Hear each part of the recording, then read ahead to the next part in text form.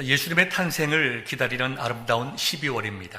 우리가 강림절을 맞이했습니다. 강림절이라고 하는 것은 12월 1일부터 예수님 탄생일까지의 기간을 말하고 있습니다. 이 강림절을 맞이하여 여러분의 가정 속에 주님의 은혜와 평강이 충만하시기를 소망합니다.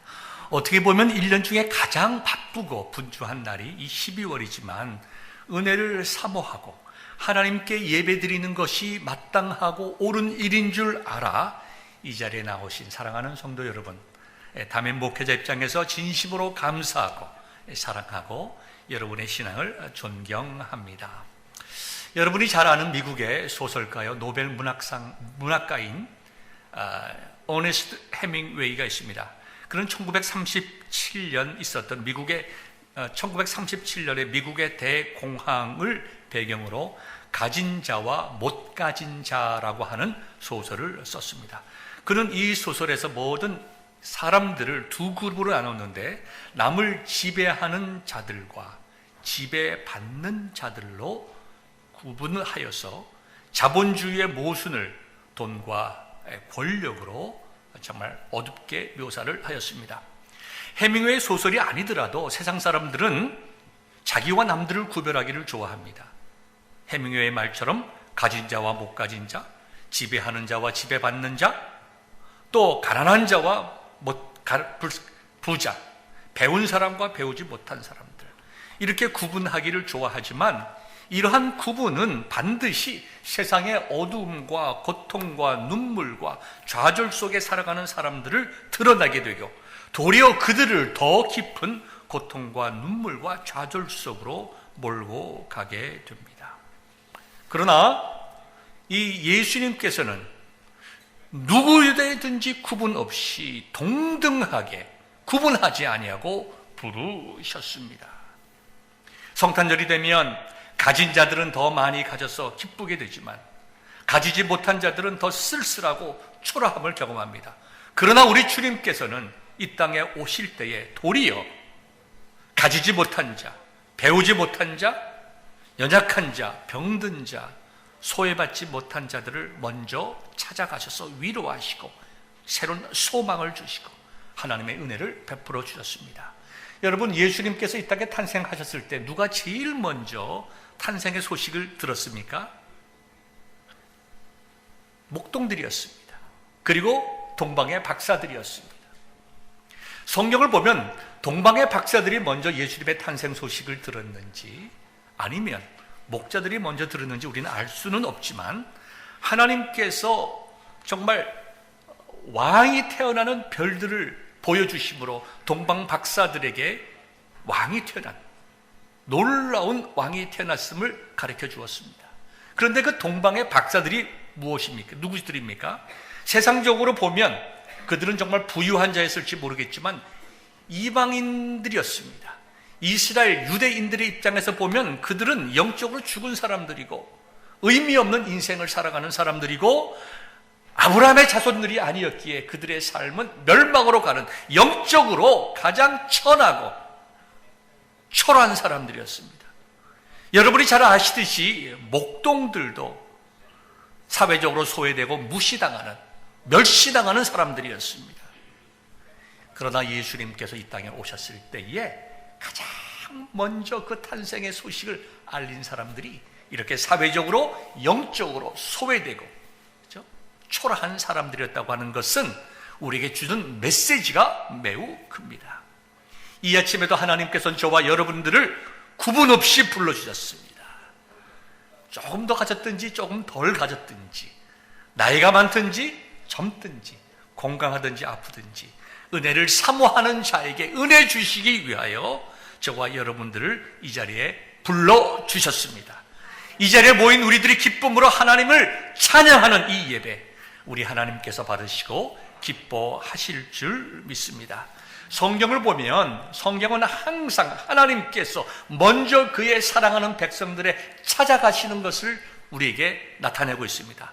우리는 우리가 먼저 하나님께 찾아와서 예배드리고 하나님께 나와서 기도한다고 하지만 성경의 가르침은 항상 하나님께서 먼저 우리에게 찾아오시고 우리에게 말씀하시고 우리를 용서하시고 우리에게를 새롭게 하심을 증거하고 있는데요. 오늘 우리가 본문으로 택하고 있는 출애굽기에서도 동일한 것을 보게 됩니다.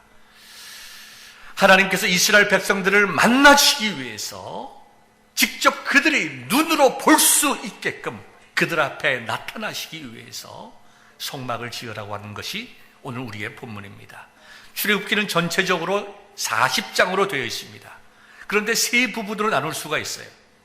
1장부터 18장까지는 하나님께서 이스라엘 백성들을 애굽에서 구원해낸 사실을 말씀하고 있습니다. 그 다음에 19장부터 24장까지는 구원받은 하나님의 백성들이 어떻게 살아가야 하는지 그 규범을 말씀해 주었습니다. 우리가 지금까지 말씀을 나눈 곳입니다. 10계명을 주시고 율법을 주셨습니다. 그 다음에 25장부터 40장까지, 오늘 본문이 시작되는 25장부터 40장까지는 하나님께서 우리 속에 거하시고 우리와 만나 주신다는 성막에 대해서 말씀하시고, 그 다음에 성막의 의미를 말씀해 주시고 어떻게 제작해야 할 것인지 말씀해 주시고, 그 성막을 제작하기 위해서 하나님의 사람을 선택하시고, 또 그 성막을 제작하기 위해서 이스라엘 백성들이 기쁨으로 하나님께 드리는 예물에 관하여 증거하고 있습니다. 오늘의 본문으로 다시 좁혀서 말씀을 드리면 두 가지 내용입니다. 첫 번째는 하나님께서 모세를 통하여 성막을 지으라. 이제 본문에는 성소란 말과 성막이란 말이 두 번 같이 사용되는데요, 성막과 성소는 동일한 개념으로 이해하실 수가 있습니다. 첫째, 하나님께서 성막을 지으라. 두 번째, 성막을 짓기 위하여 너희들이 예물을 하나님께 드리라. 이렇게 두 가지 내용이 나와 있습니다. 그래서 저도 오늘 이번 주와 다음 주 두 번에 나누어서 이번 주에는 먼저 성막에 대해서 여러분들에게 말씀을 드리고, 다음 주에는 성막을 건축하는 내용에 대해서 말씀을 드리려고 합니다. 그러면 성막이란 무엇입니까? 성막이란 한마디로 말해서 하나님의 임재를 의미합니다. 하나님께서 임재하셔서 그분의 백성들을 부르시고 만나주시고 용서하시고 말씀하시고 은혜와 복을 주시는 장소, 구조물입니다. 그리고 형태는 천막의 형태를 나타냈습니다. 그래서 여러분들이 그냥 딱 한마디로 성막이라고 하는 것은 하나님께서 임재하시는 곳이다, 이렇게 생각을 하시면 됩니다. 그 다음에 임재하셔서 무엇을 하시는가? 우리에게 말씀하시고 우리의 제사를 받으시고 회개하는 자들을 용서하시고 복된 말씀을 선포하시고 하나님의 뜻을 나타내는 곳이다, 그렇게 생각하시면 됩니다. 그래서 이러한 관점에서 보면 성막의 존재의 목적은 첫째, 하나님께서 하나님의 백성들로 하여금 하나님의 살아계심을, 하나님께서 이 시간 우리와 함께 하심을 두 눈으로 보게 하시고 그 하나님을 예배하게 하실 뿐만 아니라 모든 하나님의 백성들이 성막을 중심으로 살아가고 하나님의 선포되는 말씀에 순종할 수 있도록 하기 위하여 하나님께서 성막을 이스라엘 백성들 가운데 주셨다는 것입니다. 성막의 구조를 여러분들에게 이 시간 자세히 다 말씀드릴 수가 없지만 몇 가지 중요한 부분만 말씀드리고자 합니다. 첫째는 성소입니다.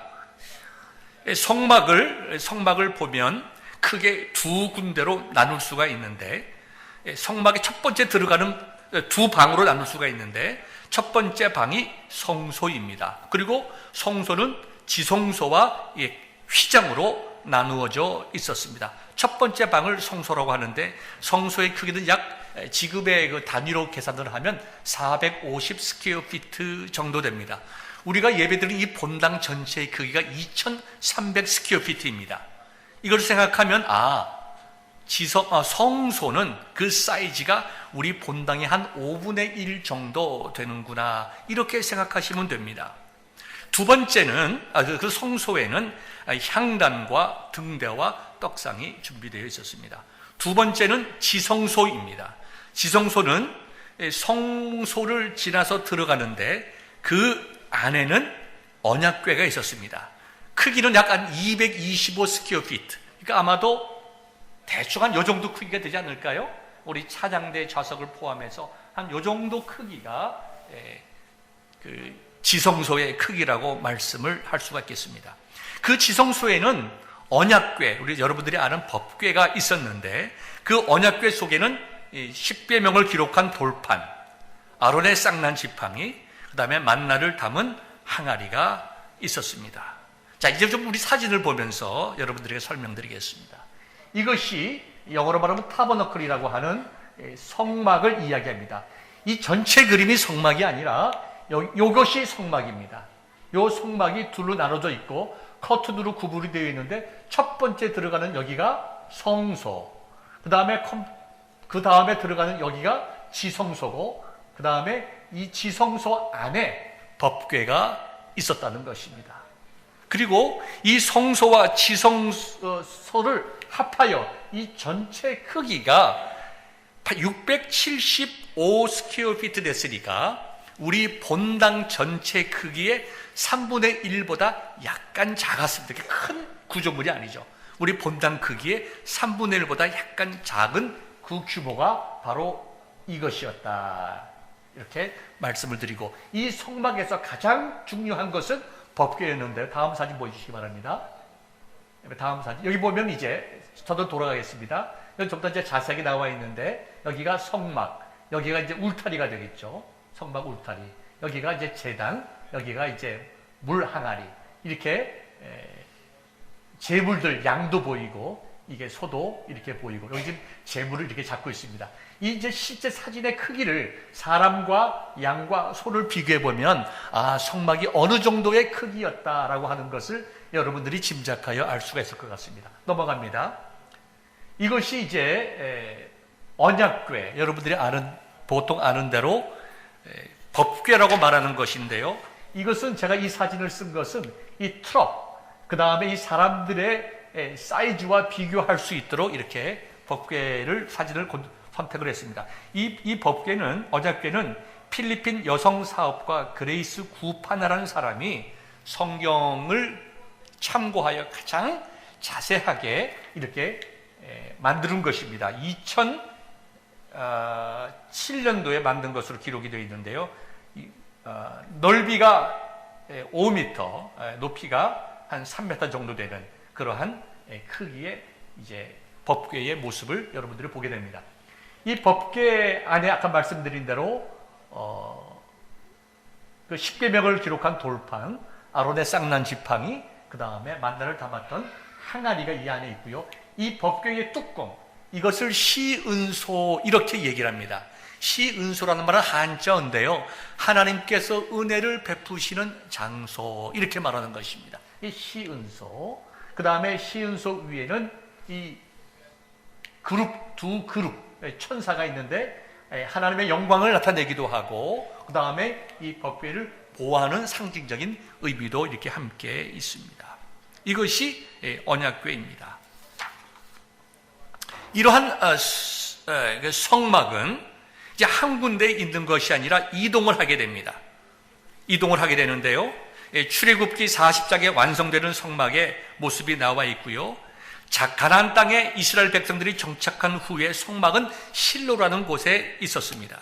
이 실로라는 곳에 성막과 언약궤가 있었는데 사사시대, 즉 엘리 제사장 시대에 그 두 아들이 블레셋과 전쟁을 하면서 하나님의 허락 없이 법궤를 들고 나갔습니다. 법궤를 들고 나가면 자기들이 전쟁에서 이길 줄 알았습니다. 하나님의 거룩한 법궤를 자기들의 생각에 따라서 이렇게 움직였습니다. 그러다가 블레셋 군대에게 법궤를 빼앗기고 맙니다.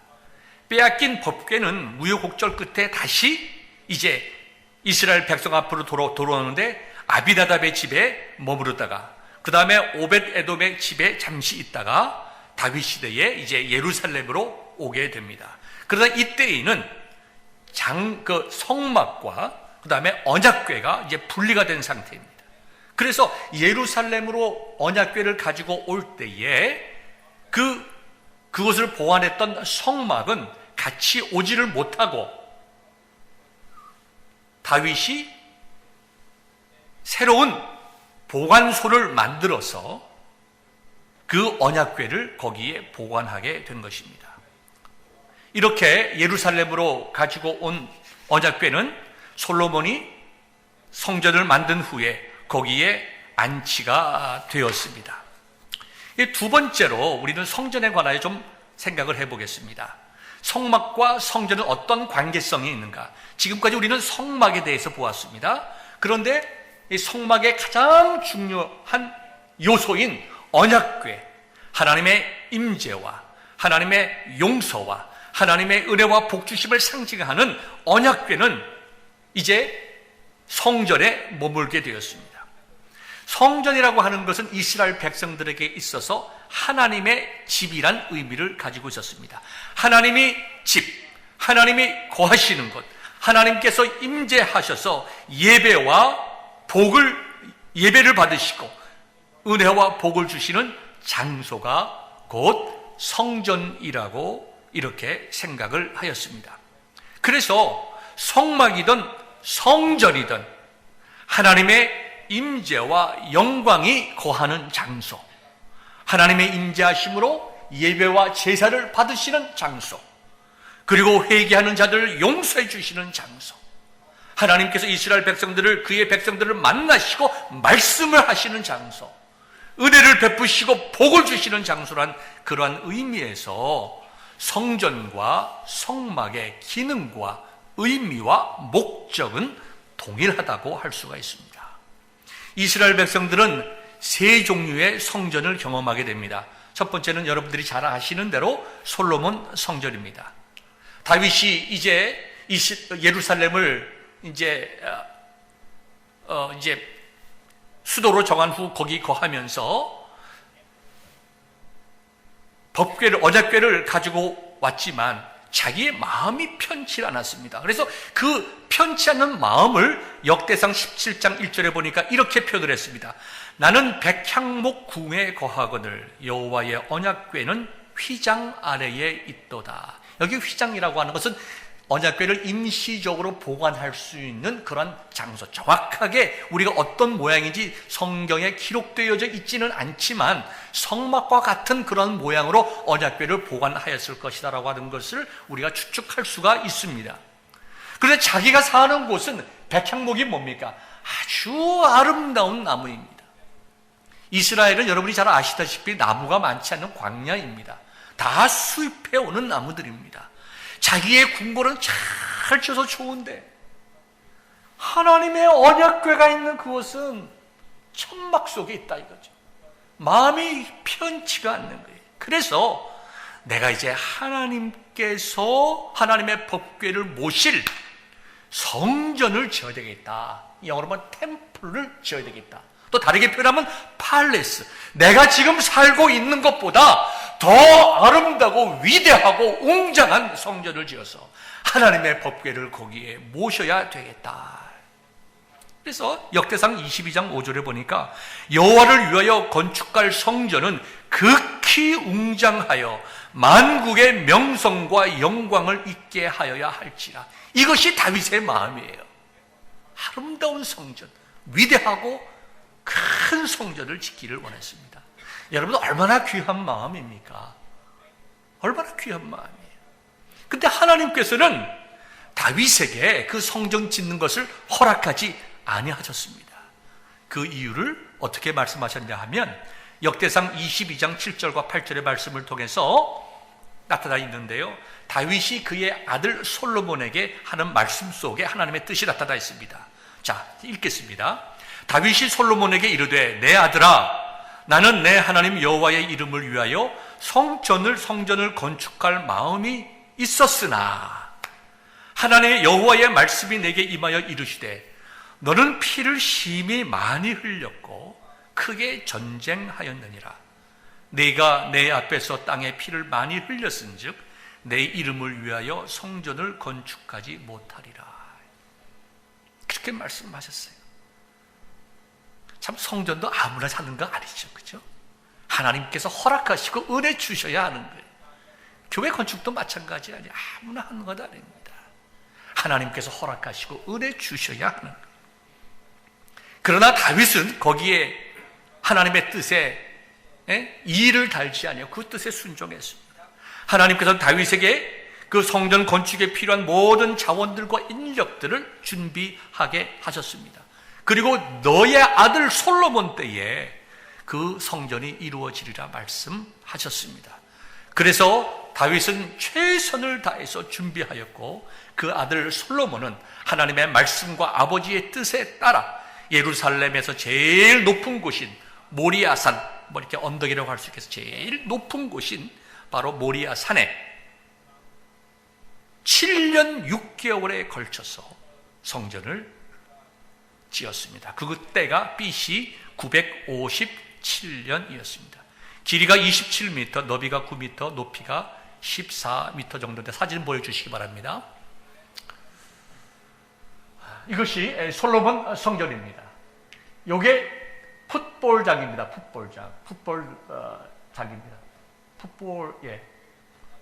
그리고 이게 솔로몬의 성전입니다. 그러니까 풋볼 경기장보다 한 30% 정도 작은 풋볼 경기장의 한 60에서 70% 정도 사이즈의 크기로 되어 있습니다. 여기 보시면 여기가 이제 물두멍이고 여기가 이제 제단이고 여기가 이제 성소, 여기가 이제 지성소, 여기에 이제 언약궤가 여기에 이제 보관이 되었을 것입니다. 그런데 이런 언약궤는, 이 솔로몬 성전은 BC 586년에 바벨론과의 전쟁에서 이스라엘이 패하게 됩니다. 느부갓네살 왕이 예루살렘을 점령한 후에 여러분이 잘 알다시피 많은 포로들을 바벨론으로 데리고 갔습니다. 그리고 성전을 불태우고 성전의 기물들을 탈취해 갔는데 이때 언약궤가 사라지게 됩니다. 어떤 사람들은 여러 가지로 이야기를 합니다. 그러나 신학자들이 우리가 생각할 때에 아마도 하나님께서 그 언약궤를 하나님의 방법으로 어딘가에 감추셨을 것이다.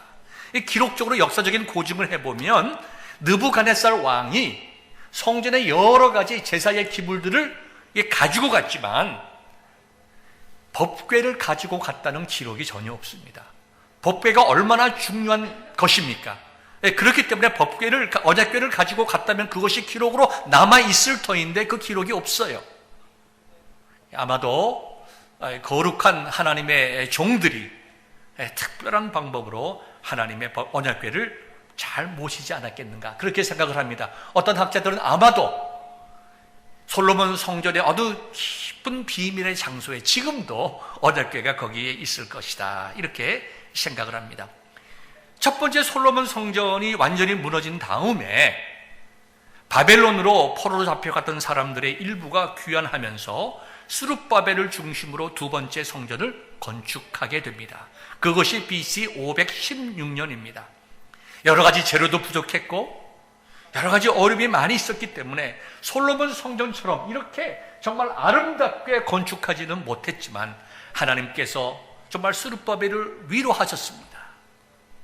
오래전에 솔로몬 성전을 기록하는 나이 많은 그 유대 사람들은 스룹바벨 성전을 보며 통곡을 했습니다. 그 아름다웠던 솔로몬 성전은 어디 가고 이렇게 초라한 성전이 우리에게 있는가? 하나님께서 그들에게도 위로하셨어요. 이것이 초라하게 보인다 하더라도 내가 너희와 함께 하느니라. 하나님께서 솔로몬 성전에서 예배를 드리던 스룹바벨 성전에서 예배를 드리던 동일한 하나님으로 하나님께서 만나시고 용서하시고 말씀하시고 은혜 주심을 선포하였다는 것입니다. 이렇게 초라했던 성전은 많은 시간이 걸려서 예수님 시대에까지 이어오다가 헤롯 대왕이 이제 새로운 성전을 만들기 시작합니다. 다음 사진 보내주시기 바랍니다. 다음 사진, 아주 놀라운 큰 성전이 여기 나옵니다. 헤롯 왕은 이방 혼혈인 사람이었어요. 순수한 혈통의 유대 사람이 아니었다는 것입니다. 그리고 이 헤롯 왕이 분봉 왕으로서 유대 사회 속에 적응해가고 그 당시에 종교적인 지도자였던 사람들의 환심을 사서 정치적으로 잘 인도하기 위해서 놀랍게도 큰 성전을 짓게 됩니다. 이런 거죠. 제사장 여러분들, 서기관 여러분들, 내가 하나님의 영광을 위하여 새로운 성전을 짓겠습니다. 과거 솔로몬의 성전보다 더 크고 놀라운 성전을 짓겠습니다.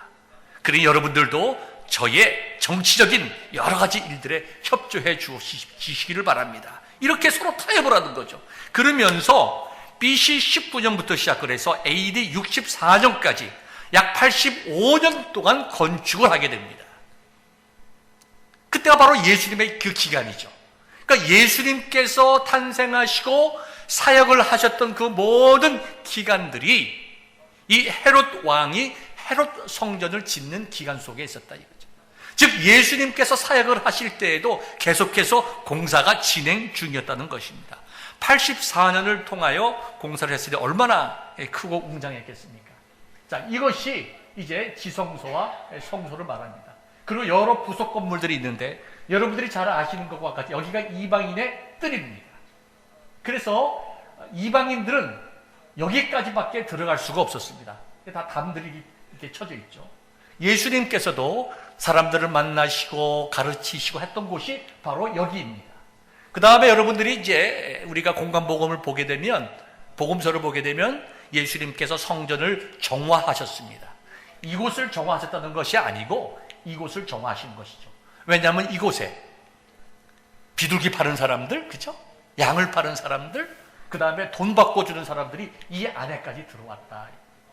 여기는 이제 여인의 뜰이라고 해서 여성들은 여기까지만 갈 수가 있었습니다.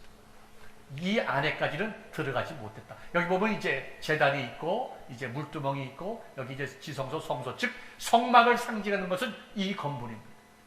이렇게 건물이 되는 것이죠. 이것이 얼마나 컸는지 이 건물의 사이즈가 축구장, 지금 우리가 축구를 하는 축구장의 20배 정도의 크기였다. 이 전체 크기가, 이만큼의 크기가 축구장의 20배의 크기였고, 지금 우리가 여러분들이 이제 앞으로 이스라엘 가보시면 아시겠지만 올드 시티와 뉴 시티가 있습니다. 예루살렘의 올드 시티라고 하는 것은 아주 오래된 그 지역, 담으로 쭉 둘러싸여 있는 오랜 역사적인 그 구역을 올드 시티라고 하는데, 올드 시티의 6분의 1 규모의 큰 이렇게 성전을 만들었습니다. 헤롯 대왕이. 그러나 예수님께서 마태복음 24장 1절과 2절에 예언하신 대로 AD 70년에 로마에 의하여 완전히 짓밟힙니다. 디투스 장군에 의하여 완전히 무너지게 됩니다. 이 세 성전, 솔로몬, 스룹바벨, 헤롯 성전, 그렇죠? 그리고 지금은 다 무너지고 서쪽 벽만 이제 존재해서 지금도 많은 사람들이 위대했던 솔로몬 성전, 헤롯 성전을 생각하면서 통곡의 눈물을 흘리는 그 서쪽 벽만 남게 되었습니다. 자, 지금까지 성막과 성전에 관해서 말씀을 드렸는데요. 신약 시대에 있어서 이 성전이라고 하는 것은 과연 헤롯 성전만 의미하는 걸까요? 아닙니다. 새로운 의미를 우리 주님께서 주셨습니다. 우리가 신약 성경을 보면 예수님께서 자신의 몸을 성전으로 말씀하셨습니다. 요한복음 2장 19절부터 22절에까지 보면 이렇게 기록되어 있습니다. 예수님께서 대답하여 이르시되 너희가 이 성전을 헐라 내가 사흘 동안에 일으키리라. 유대인들이 이르되 이 성전은 46년 동안에 지었거늘. 다시 말씀드려서 BC 19년부터 이 말씀을 할 때까지가 46년의 기간 동안 지어왔다는 것이죠. 완성되지는 않았지만 내가 3일 동안 일으키겠느냐 하더라. 그러나 예수는 성전된 자기 육체를 가리켜 말씀하신 것이라.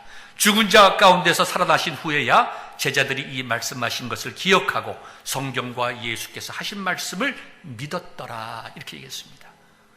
너희들이 이 큰 성전, 그 당시에 이렇게 완성되어 있지는 않았겠지만 어느 정도 이렇게 큰 성전을 무너뜨리라. 내가 사흘 만에 내가 일으키리라 라고 얘기하는 것은 예수님께서 너희가 나를 내 육체의 몸을 죽인다 하더라도 내가 사흘 만에 부활할 것을 이렇게 말씀을 하신 것입니다.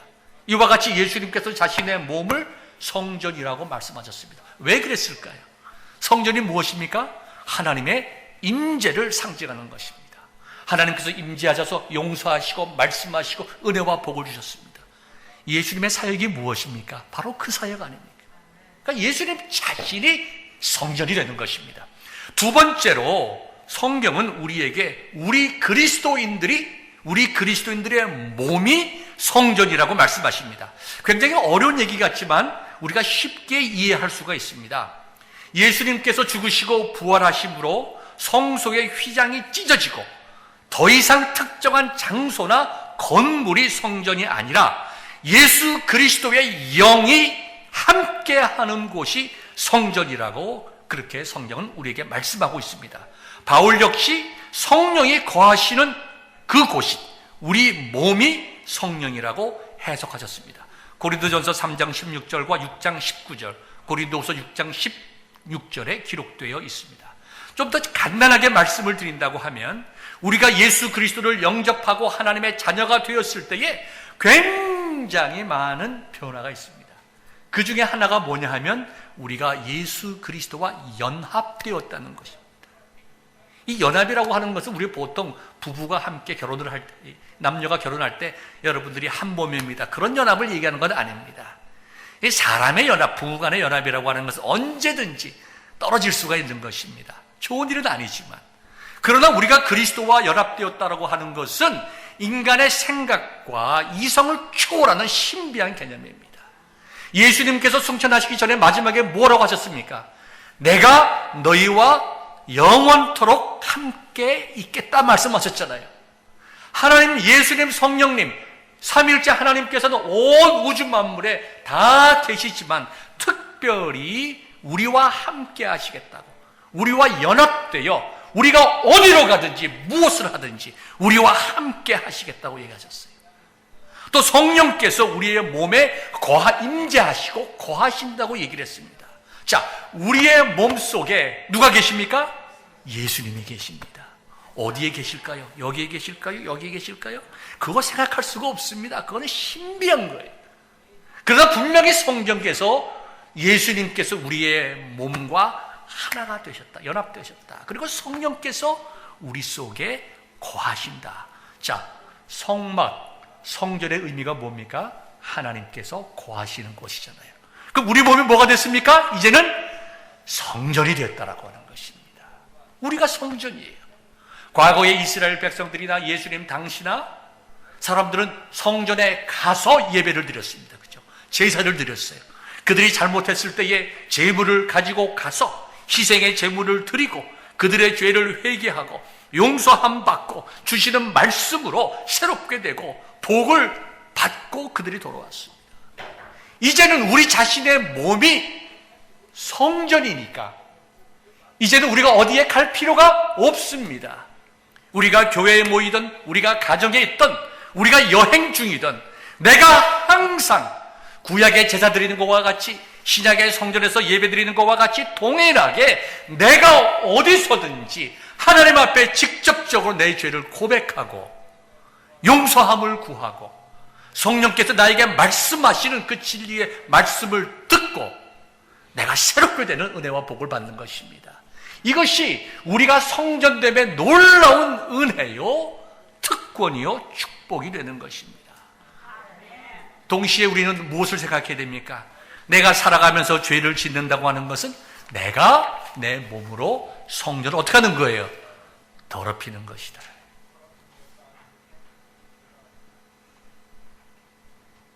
우리가 꼭 기억을 하여야 합니다.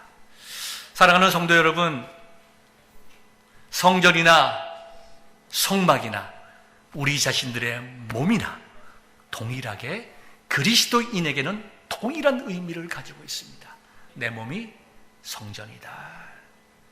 그래서 사도 바울은 로마서 12장 1절에서 너희 몸을 하나님이 기뻐하시는 거룩한 산 예물로 드리라고 했어요. 우리 자신이 성전이니까 내 삶의 모든 분야, 나의 말, 나의 눈빛, 나의 손짓, 나의 발걸음, 나의 모든 것들이 곧 성전에서 드리는 예배가 되게 하라. 할렐루야. 여러분, 어떻게 보면 우리가 참 부담스럽기도 하고 두렵기도 하지만 어떻게 생각해 보면 얼마나 감사한 일인지. 내가 어디서나 하나님께 예배 드릴 수 있고, 내가 어디서나 무엇을 하든지 내 삶의 순간마다 내 삶의 예배가 될 수가 있다. 할렐루야 아닙니까? 옛날 과거를 생각해 보십시오. 그들의 제사를 생각해 보십시오. 얼마나 힘들었겠어요. 희생 제물을 잡는 일이 얼마나 번거로웠겠어요. 얼마나 절차가 복잡했습니까? 그러나 이제 우리는 예수 그리스도의 십자가의 은혜 안에서 자유롭게 기쁨과 감사함을 가지고 나 자신의 삶 자체를 예배로 드릴 수 있는 은혜와 축복을 누리게 되었다. 이것이 예수님 믿는 우리가 가지는 가장 놀랍고 큰 은혜와 축복인 것을 여러분들 꼭 믿으시고 감사할 수 있는 성도 되시기를 바랍니다. 마지막으로 여러분들에게 드릴 말씀은, 교회란 과연 또 무엇인가? 성전과 교회는 어떻게 다른가?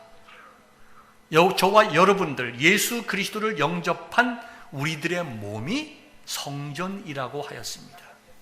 그럼 교회는 무엇일까요? 교회는 건물이 아닙니다. 이 건물은 우리가 정확하게 얘기하면 예배드리는 장소, 예배당이라고 하는 것이 바른 표현입니다. 교회라고 하는 것은 예수 그리스도를 구주로 고백하고 하나님의 자녀가 된 성도, 다른 말로 하면 성전, 우리들이 모인 이 공동체를 교회라고 하는 것입니다.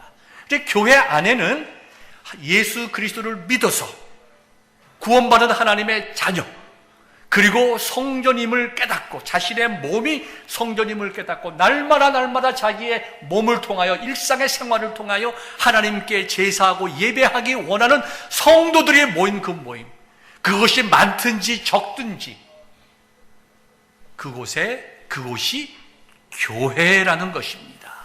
이 교회는 과연 뭐 하는 것일까요? 물론 당연히 예배드리는 것이죠. 그러나 교회를 생각하면 어떤 이미지를 우리가 가져야 할까요? 어떤 사람이 지나가다 보니까 한 가게 앞에서 두 사람이 막 싸웁니다. 그러니까 그 사람이 한 얘기 했다고 그러잖아요. 여보, 당신들 싸우려면 교회 와서 싸우라고. 여기가 싸우는 곳이냐고 말이죠. 그 사람의 이미지 속에는 뭡니까? 교회는 싸움하는 곳이에요. 여러분의 이미지 속에는 교회란 어떤 곳입니까? 아유, 교회 밥하는 곳이지. 교회 하면 돈 내는 곳이지. 여러분, 이러한 마음으로 교회 나오십니까? 교회 하면 목사님이 맨날 일 시키는 부담스러운 것. 안 나갈 수는 없지만, 안 나가면 찜찜해서 나가야 되지만, 목사님이 이런 거 저런 거 시키시고 설교할 때 맨날 돈 얘기하고 말이지. 어느 성교에 들어갔더니 맨날 일하고 밥하라 그러고 무슨 뭐 해서 일하라고 그러고. 여러분, 이제 우리 그런 생각 다 버립시다. 우리가 원칙으로 돌아가고 원론으로 돌아가고 기본으로 돌아가서 교회는 어떤 이미지를 가지게 됩니까? 여러분들 교회를 생각하면 무엇을 마음속에 그려야 돼요? 아마 많은 생각들이 있을 것입니다. 사랑, 섬김 많이 있겠지만 성경, 성막으로부터 시작해서 성전, 그 다음에 예수 그리스도의 십자가의 죽음을 통해서 우리가 갖게 된 우리 몸이 성전임을 깨닫게 되면 딱 하나입니다. Peace, 평화입니다. 여러분들 교회를 생각하면 평화를 생각해야 돼요. 특별히 사람과 사람과의 평화 이전에 하나님과의 평화를 생각을 하여야 합니다. 하나님과 평화를 이루는 것이 무엇입니까? 그것이 교회예요. 나 자신이 하나님과 평화를 이루어야 성전으로서의 아름다운 삶을 살아가는 것이고, 공동체 안에서 서로 간의 평화를 이루어야 그것이 성도고 그것이 하나님을 경외하는 자들입니다. 예를 들어 봅시다. 우리가 역대상 22장 8절에 보았듯이 하나님께서는 다윗에게 성전 건축을 허락하지 않았습니다. 왜 그랬을까요? 왜 그리고 솔로몬에게 성전 건축을 허락했습니까? 솔로몬이 다윗보다 더 아름다운 삶을 살아서요? 아닙니다. 솔로몬이 부자였기 때문에? 아닙니다. 솔로몬이 죄를 적게 지어서? 아닙니다. 여러분 생각해 보십시오. 만약에 다윗이 하나님의 전을 지을 자격이 없었다고 하면 우리는 무엇을 생각할 수가 있습니까? 뭐 때문에? 다윗의 간음 사건입니다. 그리고 그 사건을 숨기기 위해서 충성스러운 신하 우리아를 죽였던 살인 사건입니다. 다윗의 일생에서 가장 큰 오점, 가장 큰 죄. 물론 그가 회개했지만 우리가 다윗하면 생각할 수 있는 오점은 그것입니다. 차라리 하나님께서 그와 같이 설명해서 너는 남의 아내를 취하였고 그것을 감추기 위해서 살인한 자다. 네가 어떻게 성전을 짓겠느냐 라고 이야기하신다 했다면 우리가 이해할 수가 있습니다. 그러나 그건 아닙니다. 솔로몬이 더 훌륭한 사람이었습니까? 솔로몬은 큰 은혜를 받았지만 마지막 때에 다 이방 여인들을 자기의 아내로 받아들임으로 예루살렘과 이스라엘을 우상천지로 만들었던, 아주 하나님 앞에서 큰 범죄를 했던, 이스라엘 백성들에게 영적으로 아주 안 좋은 영향을 미쳤던 그런 잘못된 왕입니다. 세상적으로 보면 부유하고 잘 먹고 잘 살았지만 신앙적으로 보면 그가 초심을 잃고 마지막에 아주 부끄럽고 아주 잘못된 죄악을 짓고 말았습니다. 지은 죄를 따지면 솔로몬이 지은 죄가 다윗의 지은 죄보다 훨씬 크고 중요합니다. 근데 왜 하나님께서 그와 같이 솔로몬에게 허락하셨습니까? 바로 성전에 관한 하나님의 뜻입니다. 이미지입니다. 성전은 하나님이 거하시면서 그의 백성들을 받으시고 그의 백성들과 평화를 누리는 자리예요. 왜 우리가 회개합니까? 하나님과 우리와의 화평을 위해서. 그렇잖아요. 왜 우리가 하나님의 말씀을 듣습니까? 하나님과의 화평한 관계를 깨달아 알고 유지하기 위해서. 왜 우리가 하나님께 예물을 드리고 하나님을 섬기고 예배합니까? 하나님과 화평한 관계를 기쁨으로 표현하기 위해서. 이렇게 성전과 성막과 교회는 하나님과 화평하는 것이에요. 그런데 다윗의 삶의 이미지가 그의 죄의 문제가 아니라 다윗의 일생의 이미지가 평화가 아니에요. 갈등과 싸움과 전쟁과 피 흘림, 분노와 배신. 여러분, 다윗이 얼마나 힘든 삶을 살았습니까? 그래서 다윗 왕의 일생과 다윗 왕의 이름을 생각을 하면 피스를 찾기가 힘들어요. 그래서 하나님께서는 인간이 죄를 얼마나 많이 졌냐 적게 지었냐, 얼마나 하나님 앞에서 착하게 살았느냐 못 살았냐 이런 걸로 일하시지 않습니다. 우리는 다 다윗이든 솔로몬이든 여러분이든 저든 다 하나님 앞에 다 동등한 죄인들이에요. 우리가 우리의 선행으로 우리의 무엇으로 어떻게 하나님의 일을 할 수가 있습니까? 못합니다. 하나님의 은혜가 있으니까 우리가 살아나가는 것입니다. 하나님께서는 성전이 가져야 할 마땅한 이미지, 모든 백성들이 볼 때에 내가 하나님과 화평을 이루어야 되겠다. 평화를 이루어야 되겠다. 여러분, 솔로몬의 이름이 뜻이 무엇인지 아십니까? 피스예요. 평화. 하나님께서 그 이름을 예배해 놓으신 거예요. 피스. 솔로몬 때에는 전쟁이 없었습니다. 평안이 있었어요. 그래서 하나님께서는 성전이라고 하는 것은 내가 너희와 함께 평강을 이루는 것이다. 그 평강을 이루기 위해서 내가 너희 속에 임재해서 너희에게 말씀하고 너희의 죄를 듣고 용서하고 너희들에게 삶의 길을 인도하시고 복주시고 은혜주시고. 그러면 우리들은 어떤 마음을 가져야 될까? 교회라고 생각을 하면 예배당, 베델교회는 우리가 함께 모여서 하나님과 평화를 누리고 그 평화를 누림으로 인하여 성도들과 평화를 누리고 우리가 세상에 우리의 손을 벌림으로 우리가 세상과 평화를 누리는 거예요. 그것이 성도들이고 그것이 교회고 그것이 성전이고 그것이 우리의 삶이 되어야 하는 것입니다. 특별히 12월은 평화의 달입니다. 저와 여러분들의 마음속에 하나님과 누리는 평강이 충만하시기를 축원합니다. 성도들 간에 누리는 평강이 충만하시기를 축원합니다. 그리고 우리가 손을 펴서 이웃과 소외당하고 힘든 사람들에게 그리스도의 평강, 하나님의 위로를 전할 수 있는 복된 성도 되시기를 우리 주의 이름으로 축원합니다. 기도하겠습니다.